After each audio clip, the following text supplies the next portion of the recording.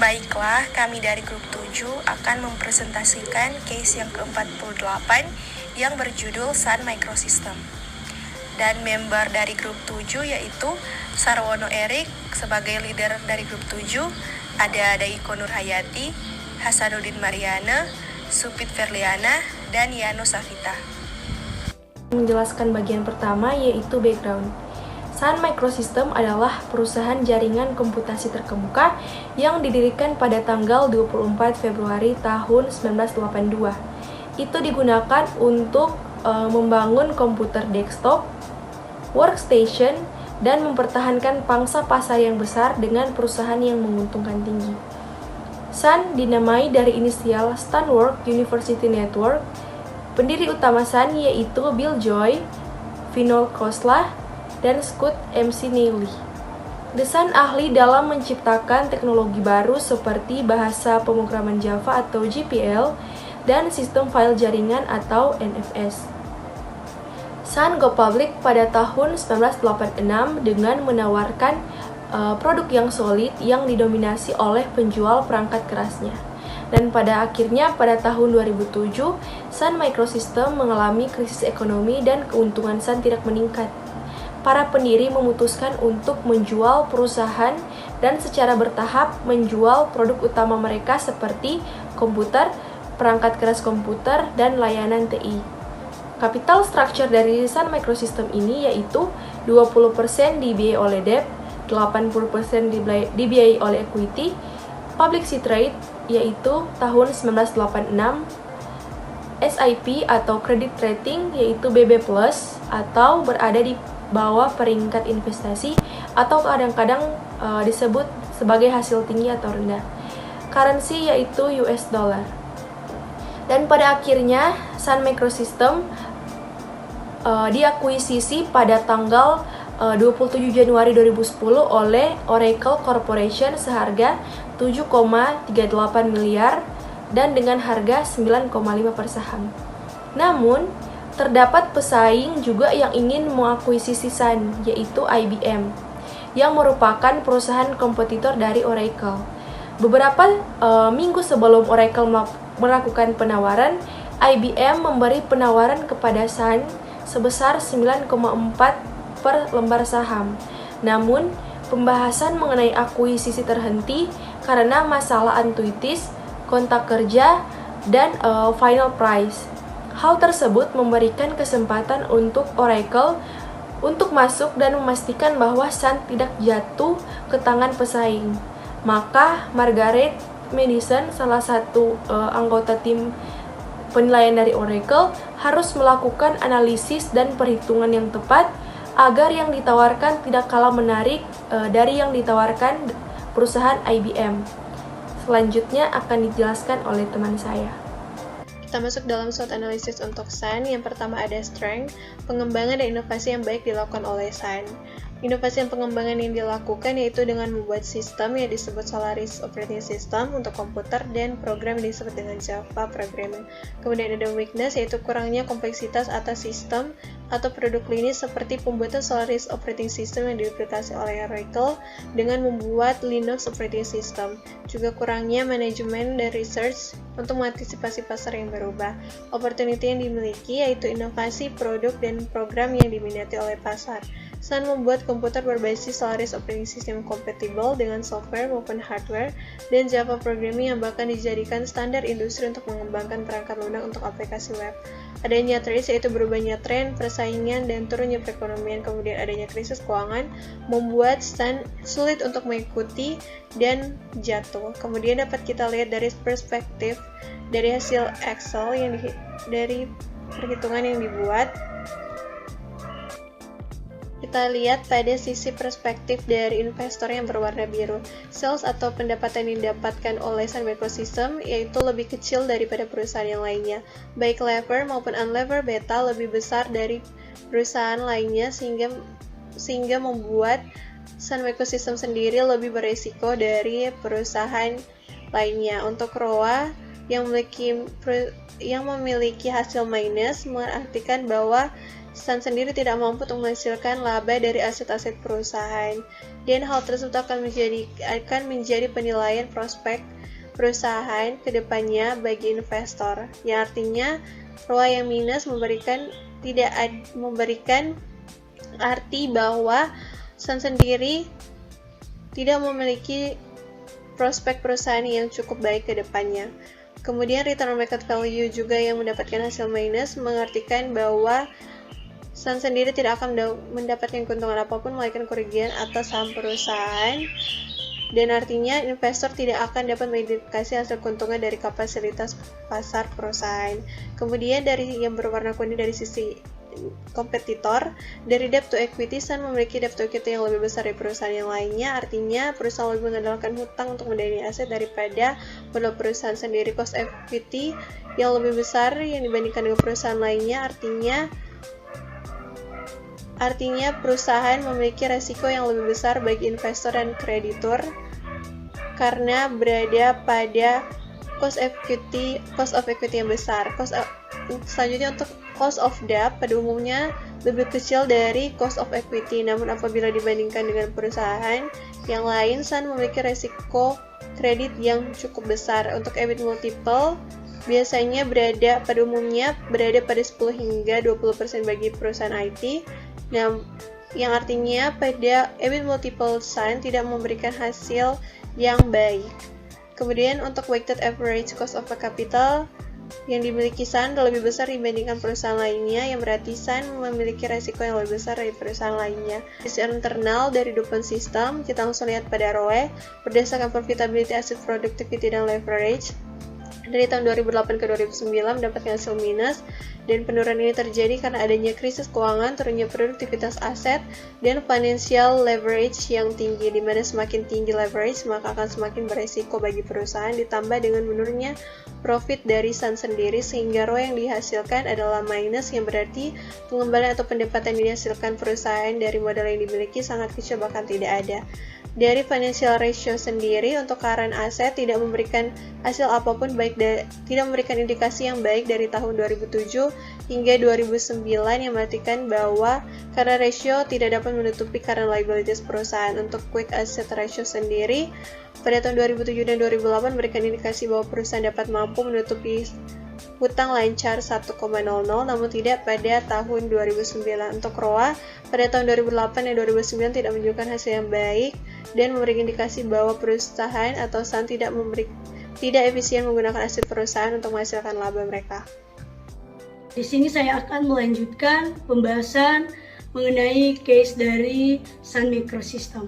Nah, tadi di awal video kita telah mendengar pembahasan mengenai background atau introduction dari case yang sedang kita bahas, yaitu case Sun Microsystem.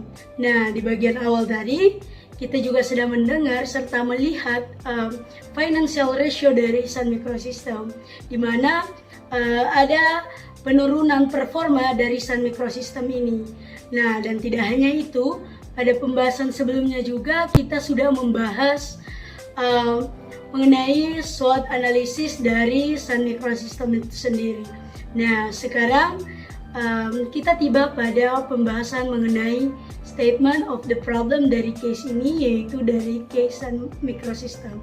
Nah, jadi the main issue yang ada dalam case ini yaitu adalah bagaimana Oracle ini akan membuat model penilaian yang akurat untuk memikirkan harga yang wajar untuk harga saham dari Sun Microsystem tersebut.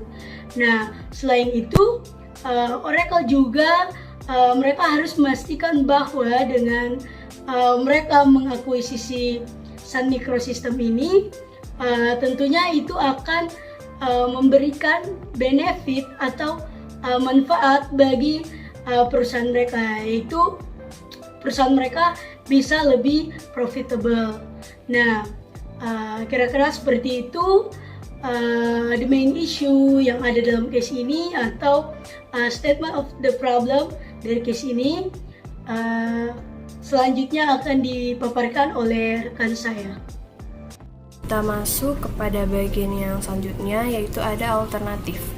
Jadi untuk melihat valuation dari suatu company yang akan kita targetkan itu, ada beberapa metode yang dapat kita gunakan, yaitu seperti yang pertama di sini ada book value. Nah, untuk book valuation method ini cocok untuk perusahaan dengan aset jenis komoditas, operasi perusahaan yang stabil, serta perusahaan itu tidak memiliki intangible asset. Nah, ada pun beberapa hal yang harus diperhatikan, seperti yang pertama, metode ini itu mengabaikan segi intangible asset. Nah, intangible asset itu seperti brand, paten, manajerial, dan lain-lain. Nah, dan juga yang kedua, metode ini mengabaikan nilai dari suatu harga, misalnya inflasi yang akan terjadi di kedepan hari. Nah, dan juga book value ini backward looking, jadi hal ini mengabaikan akan prospek-prospek kedepannya dari suatu perusahaan, mau itu prospek yang positif ataupun negatif.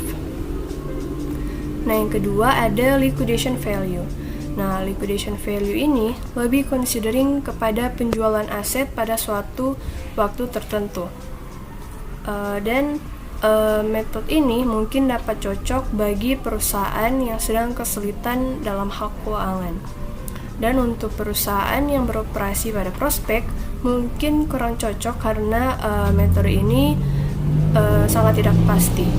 Dan di sini nilai likuidasi akan bergantung pada nilai dari pemulihan aset mereka.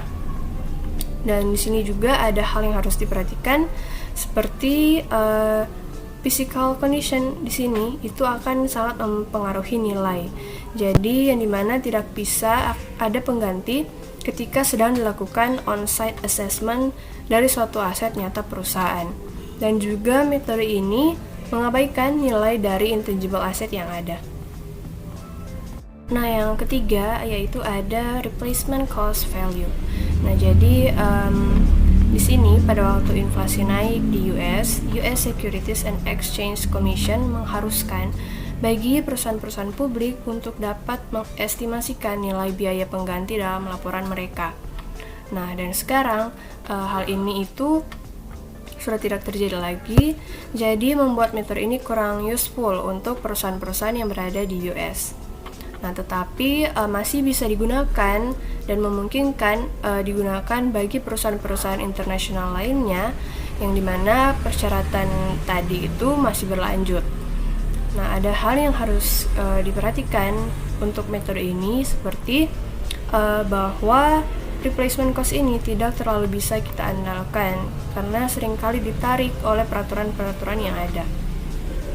Nah, yang keempat ada DCF. DCF ini atau kepanjangannya discounted cash flow. Di sini metode ini unggul dalam hal company valuation untuk merge and acquisition. Nah, ada hal-hal yang terkait, seperti yang pertama, metode ini itu tidak terkait dengan nilai-nilai histori akuntansi, dan juga metode ini forward looking, di mana metode ini lebih melihat akan prospek ke depannya. Nah, yang berikutnya, metode ini fokus pada cash flow bukan pada profit. Nah, dan juga metode ini DCF ini dipisahkan antara akan nilai investasi dan juga nilai financing. Dan juga DCF ini menghargai dan mengakui akan time value of money. Nah, dan juga DCF ini bisa dan memungkinkan informasi pribadi atau insight-insight lainnya yang memang penting untuk dimasukkan secara eksplisit atau langsung dalam metode ini. Nah, tadi teman-teman sudah melihat bagaimana alternatif-alternatif yang dibangun untuk menilai perusahaan dari Sun Microsystem ini. Saat ini kelompok kami memutuskan untuk menggunakan discounted cash flow valuation dalam menilai perusahaan dari Sun Microsystem ini, di mana kami juga akan membandingkan bagaimana nilai perusahaan dalam stand-alone valuation dan juga value with synergy. Artinya, kami akan menilai perusahaan sebelum mencoba untuk membandingkan sebelum terjadinya akuisisi dan sesudah terjadinya akuisisi. Nah, pertama kita akan lihat bagaimana nilai perusahaan dan juga price per share dalam stand-alone position, artinya sebelum terjadinya akuisisi. Teman-teman bisa lihat di slide yang ada, di mana kita bisa lihat enterprise value dari Sun Microsystems ini sebesar 4.010 juta dolar, dan juga price per share-nya adalah 7,88 dolar, yang tidak berbeda jauh dengan price per share yang bisa kita lihat dalam case tersebut untuk Sun Microsystems sebelum diakuisisi. Nah, untuk enterprise value ini kita dapat dari net present value dari free cash flow yang ada di slide, teman-teman bisa lihat, ditambah dengan terminal value. Nah, untuk terminal value ini kita dapat dari steady stage of free cash flow sebelum ditambahkan dengan terminal value yang sebesar 444 juta dolar, lalu dibagi dengan weighted average cost of capital kurang dengan steady state growth-nya. Nah, jadi weighted average cost of capital 12% dikurangi dengan steady state growth 2,8% yang kita dapat dari informasi bond rating dari Sun Microsystems ini juga. Dan US corporate yield dari 10 tahun. Nah, 2,8% itu sehingga hasilnya adalah 4.825 juta dolar. Dari enterprise value ini kita juga bisa dapatkan price per share-nya sebesar 7,88 dolar. Nah, sekarang coba kita lihat nilai perusahaan ketika dalam sinergi atau value with synergy. Sekarang kita ke sinergi with valuation with synergy dari perusahaan ini, Sun Microsystems ini. Kita bisa lihat teman-teman, enterprise value yang tadinya 4.010 juta dolar meningkat ke 8.000, dan juga price per share-nya meningkat yang tadinya 7,88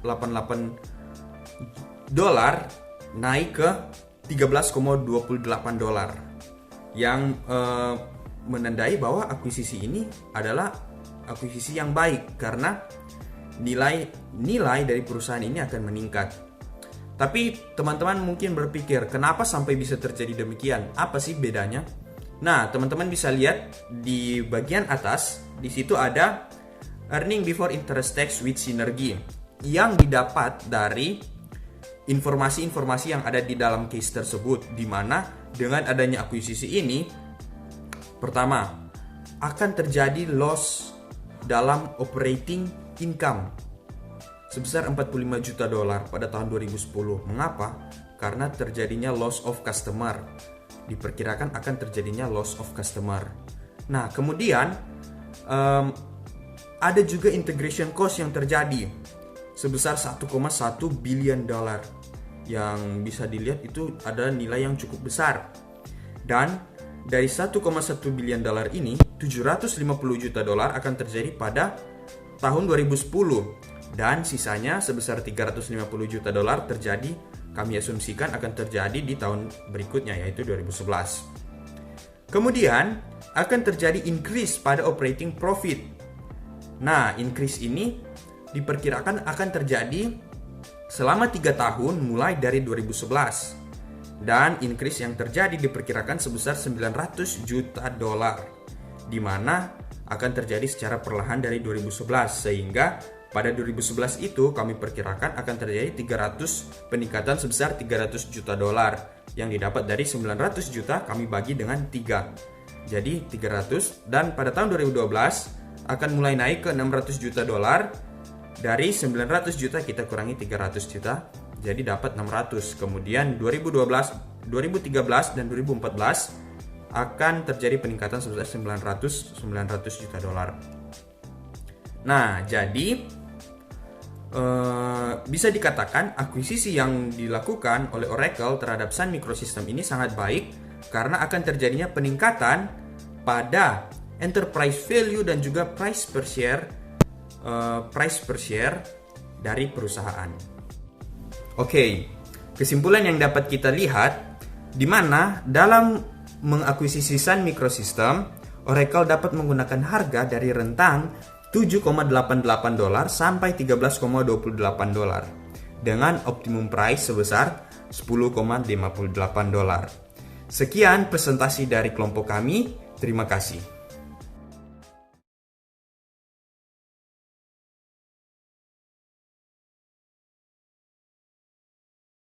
Pada saat ini kita akan membahas tentang case ke-48, yaitu tentang Sun Microsystem.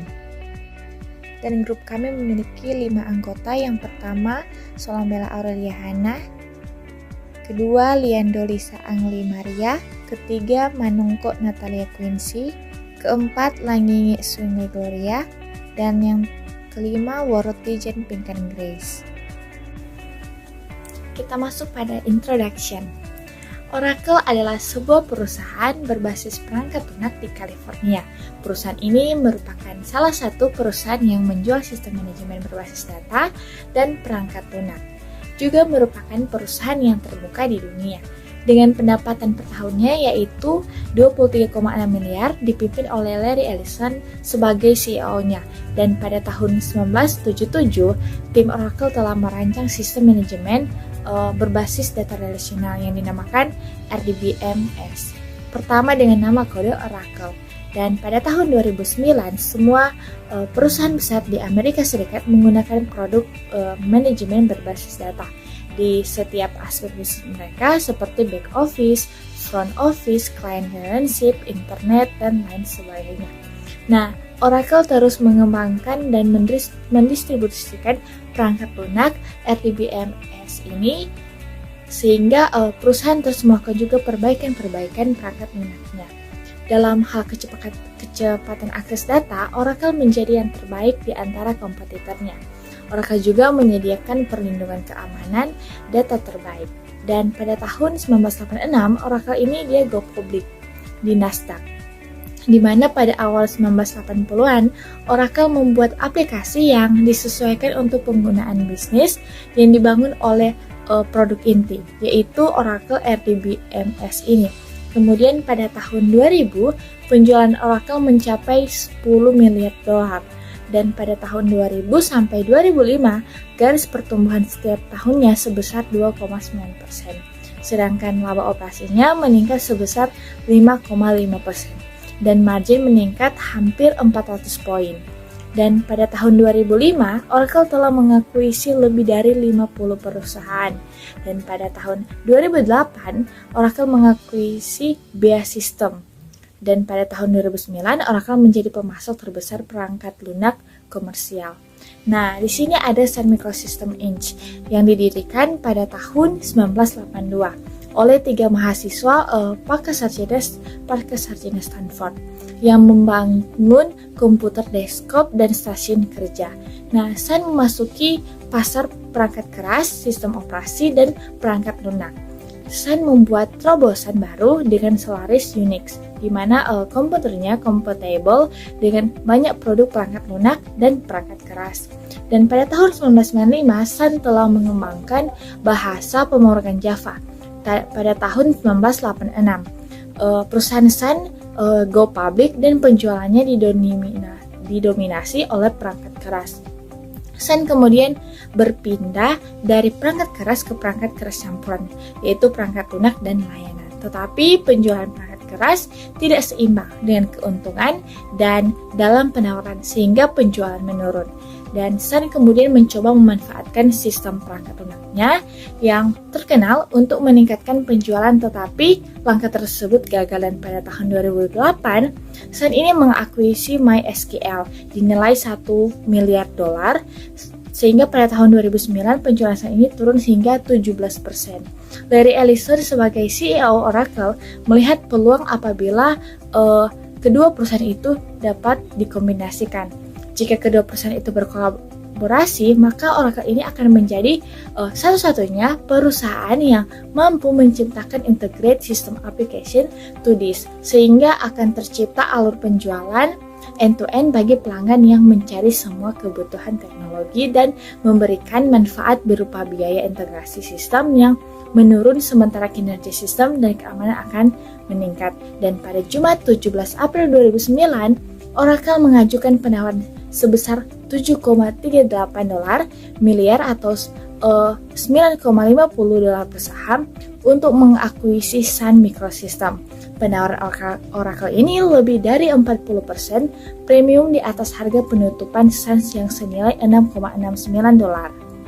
Tetapi beberapa minggu sebelumnya, IBM, perusahaan pesaing utama Oracle ini, telah menawarkan $9,40 per saham kepada Sun. Tetapi pembicaraan itu terhenti karena masalah anti monopoli, kontrak kerja, dan harga akhir. Dan hal ini menjadi peluang bagi Oracle untuk memastikan Sun tidak jatuh di tangan pesaing. Jadi pada saat ini saya akan membahas SWOT dari case Sun Microsystems.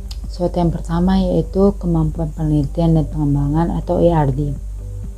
Oracle Corporate berkomitmen di dalam penelitian dan pengembangan atau ERD, sehingga mereka mampu memimpin industri komputer dan memenuhi kebutuhan dari para customer mereka. Selain itu juga, menurut Steve pada tahun 2009 mengatakan bahwa Oracle dan Sun Microsystems ini telah bekerja sama sejak lama dan telah membantu Oracle untuk mendapatkan keunggulan kompetitif di bidang industri IT. Sejak saat itu, Oracle telah berkembang di industri IT karena berbagai perangkat lunak atau sistem basis data yang ditawarkan oleh perusahaan. Yang kedua yaitu strong branding position atau posisi branding yang kuat. Nah, Sun Microsystems ini memainkan peranan penting di mana ia telah mengakuisisi beberapa teknologi dan perusahaan yang membuat atau membentuk Oracle pada saat itu. Nah, akuisisi teknologi dan perusahaan memungkinkan Oracle untuk mengembangkan database perangkat lunak yang telah dioptimalkan untuk berbagai bidang. Selanjutnya kita masuk pada weakness. Weakness yang pertama yaitu setiap perusahaan memiliki keterbatasan dan saling bergantung dengan perusahaan lain atau bekerja sama dengan perusahaan lain seperti Oracle yang telah berfokus pada database, Sun Microsystems dan HP sebagai pembuat server. Yang kedua yaitu loyalitas pelanggan yang rendah. Kita masuk pada opportunity. Di sini kami memiliki 3 opportunity. Yang pertama yaitu memiliki pendapatan yang cukup untuk mengakuisisi perusahaan-perusahaan lain. Yang kedua yaitu masalah anti monopoli, kontrak kerja dan harga akhir membuat Oracle bisa memastikan bahwa Sun Microsystems ini tidak jatuh ke tangan perusahaan pesaing. Yang ketiga yaitu perangkat lunak dan layanan merupakan bagian-bagian terbesar dari industri IT mereka. Yang terakhir yaitu threats. Di sini kelompok kami memiliki 2 threats. Yang pertama itu pesaing yang kuat atau IBM, dan yang kedua yaitu ada competitive from developing countries, dan yang ketiga trouble technology change. Kita masuk pada statement of the problem. Nah, jadi pada tanggal 17 April 2009, Oracle membuat sebuah penawaran untuk mengakuisisi Sun Microsystems dengan harga sebesar $7,38 miliar atau setara dengan 9,50 per lembar saham. Nah, penawaran tersebut dikategorikan harga premium karena 40% lebih tinggi dibandingkan harga penutupan di hari itu, yaitu $6,69 miliar per lembar saham. Namun, di sini terdapat pesaing yang juga ingin mengakuisisi Sun, yaitu IBM, yang merupakan perusahaan kompetitor dari Oracle. Nah, beberapa minggu sebelum Oracle melakukan penawaran, IBM ini memberi penawaran kepada Sun sebesar 9,40 per saham. Namun, pembahasan mengenai akuisisi ini terhenti karena ada masalah anti monopoli, kontrak kerja, dan final price. Nah, hal tersebut memberikan kesempatan kepada Oracle untuk masuk dan memastikan bahwa Sun tidak jatuh ke tangan pesaing. Nah, maka Margaret Madison yang merupakan salah satu anggota dari tim penilaian Oracle, ia harus melakukan analisis dan perhitungan yang tepat agar harga yang ditawarkan itu tidak kalah menarik dari yang ditawarkan IBM. Nah, yang menjadi pertanyaan di sini yaitu apakah keputusan dari Oracle untuk mengakuisisi Sun Microsystems ini adalah keputusan yang tepat, dan strategi apa yang harus digunakan Oracle untuk membuat merger dengan Sun agar bisa sesuai dengan harapan Oracle ke depannya. Karena seperti yang kita lihat, ini Sun berada pada keadaan yang kurang menguntungkan, di mana pendapatan penjualannya itu menurun. Jadi apa yang harus dilakukan Oracle ketika mereka berhasil mengakuisisi atau merger dengan Sun Microsystems? Kita masuk pada alternatif. Nah, di sini kita akan melihat apakah keputusan Oracle untuk mengakuisisi Sun merupakan keputusan yang tepat. Untuk itu, kita akan menggunakan analisis dengan melihat nilai sinergi dan nilai wajar perusahaan. Kita akan menggunakan dua perhitungan. Yang pertama yaitu Weighted Average Cost of Capital atau WACC. Nah, untuk menghitung nilai WACC, maka kita harus mencari tahu terlebih dahulu cost of debt. Untuk itu, kita akan menggunakan Exhibit 9. Data pada Exhibit 9 ini menunjukkan bahwa peringkat utang dari Sun adalah BAL Moody atau BB+. Nah, sesuai dengan data pada Exhibit 10 itu akan menunjukkan bahwa obligasi pada peringkat tersebut adalah 11.42%. Maka ini adalah nilai cost of debt dari Sun. Kemudian nilai cost of equity. Nah, cost of equity dari Sun kita akan menggunakan formula CAPM dengan nilai beta yang ditunjukkan pada Exhibit 10 yaitu pada Exhibit 9 yaitu 1.73, dan untuk risk free rate dari US Treasury Yield yang akan kita gunakan yaitu 30 tahun dengan nilai 3.66%. Nah, nilai ini digunakan dengan asumsi bahwa perusahaan Sun ini akan bertahan untuk jangka panjang. Sementara nilai dari hasil imbalan pasar yaitu 9.48% pada 2009. Nah, kita bisa melihat data tersebut pada www.marketriskpremia.com. Nah, untuk itu jika kita masukkan dalam cost of equity sama dengan 3.66% ditambah 1.73 dikali 9.48% dikurangi dengan 3.66%, maka hasilnya adalah 13.73%. Kemudian kita akan menghitung nilai WACC-nya. Nah, untuk menghitung nilai WACC, maka kita akan melihat kembali pada data pada Exhibit 9. Nah, di sini akan menunjukkan bahwa book value dari pinjaman Sun adalah 1.256 miliar dolar dengan kapasitas pasar yang beredar yaitu 4.941 miliar dolar. Nah, ini akan menghasilkan enterprise value jika kita tambahkan yaitu 6.197 miliar dolar. Dengan pajak yang akan kita gunakan dilihat pada 2009 yaitu 28.6%. Nah, maka dalam data tersebut kita bisa mendapati bobot 20.27% dan 79.73%. Ini didapat dari 1.256 miliar dolar dibahagi 6.197 miliar dolar. Begitu pula sebaliknya, 4.941 miliar dolar dibagi 6.197 dolar.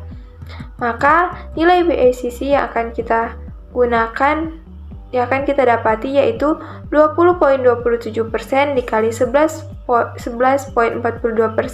dikali 1 kurang 28.6% ditambah 79.73% dikali 13.73%, maka nilai WACC-nya yaitu 12.63%. Kemudian kita masuk pada perhitungan yang kedua, yaitu perhitungan equity values dari Sun Microsystems. Nah, dengan asumsi bahwa jika kita melihat pada data pada Exhibit 14 dengan nilai rata-rata proporsi pada tahun 2007 sampai 2009, kita akan mendapati bahwa SG&A-nya yaitu 64,17%, kemudian R&D-nya yaitu 31,26%, dan other expense-nya yaitu 4,56%. Nah, ini dengan mengabaikan nilai impairment of goodwill pada 2009. Nah, kemudian asumsi yang kedua yaitu nilai WACC yang sudah kita cari tadi yaitu 12,63%. Kemudian terminal value-nya yaitu 2%. Nah, ini didapat dari pertumbuhan ekonomi Amerika Serikat pada case dikatakan berada pada 4,8%. Kita menggunakan 2% karena seperti yang kita ketahui, Sun saat itu berada pada posisi yang kurang baik.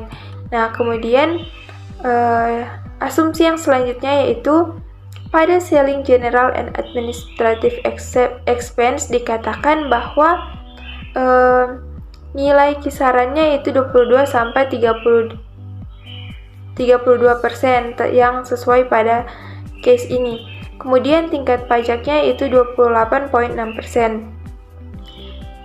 Ini sesuai dengan tahun 2009. Kemudian di dalam case dikatakan bahwa ada beban integrasi sebesar 1,1 miliar dolar. Kemudian asumsi yang selanjutnya yaitu terjadi beban integrasi sebesar 1,1 miliar dolar dengan 700 juta dolar itu diakui pada tahun 2010 dan sisanya akan diakui pada tahun 2011. Kemudian ada initial loss pada tahun 2010 sebesar 45 juta dolar setelah merger dan terjadi peningkatan laba operasi sebesar 900 juta dolar setiap tahun dan ini dimulai pada tahun 2012 sebagai dampak dari merger. Nah, di sini teman-teman bisa lihat ada tabel. Jika seandainya Sun tidak merger dengan Oracle, maka equity value-nya yaitu 10.350 dan equity per share-nya yaitu 14,01. Sedangkan jika Sun melakukan merger dengan Oracle, maka equity value-nya yaitu 18.780 dan equity per share-nya yaitu 25,41. Dan ada nilai sinergi yang bisa kita lihat yaitu 8.430. Kemudian kita juga bisa melihat pada tabel yang selanjutnya yaitu jika seandainya Sun melakukan akuisisi dan sebelum dan sesudah Sun melakukan akuisisi, maka ada cost saving pada tahun 2010 yaitu 683, kemudian pada tahun 2014 yaitu 758 dolar. Baiklah, sekarang kita masuk pada decision. Berdasarkan hasil dari analisis kualitatif yang berkaitan dengan SWOT dan analisis kuantitatif dari penilaian harga wajar Sun Microsystems, kami menyarankan untuk Oracle melakukan akuisisi terhadap Sun. Akuisisi ini akan menguntungkan kedua belah pihak. Di satu sisi, Oracle dapat melakukan diversifikasi bisnisnya sehingga dapat memegang lini software dan hardware serta meningkatkan market share-nya. Selain itu, harga pembelian yang ditawarkan oleh Oracle lebih rendah dari nilai wajar per lembar sahamnya sehingga akan menguntungkan bagi Oracle. Dari sisi Sun Microsystems, akuisisi ini akan menguntungkan perusahaan karena dengan adanya sinergi Oracle dan Sun, nilai wajar perusahaan meningkat dari 10.384 miliar dolar menjadi 18.781 miliar dolar atau meningkat sebesar 81%. Nah, Sun Microsystems juga dianggap cocok untuk Oracle karena dapat memungkinkan Oracle untuk mendistribusikan produk-produk berkualitas tinggi dari kombinasi komponen perangkat keras dan perangkat lunak. Oracle juga perlu menentukan beberapa banyak nilai ekstra yang dapat dihasilkan Oracle dengan membuat operasi Sun lebih efisien. Namun, untuk menangani permasalahan yang lazim timbul dalam merger perusahaan atau akuisisi perusahaan, Oracle perlu membuat rancangan perencanaan terkait permasalahan pelanggan agar tidak terjadi penurunan signifikan pada jumlah pelanggan kategori high-end dan low-end. Tidak hanya perancangan untuk pelanggan, Namun, Oracle dan Sun melakukan diskusi terkait budaya perusahaan dan melakukan perencanaan untuk mengenal budaya baru, untuk memperkenalkan budaya baru atau yang disesuaikan. Terima kasih.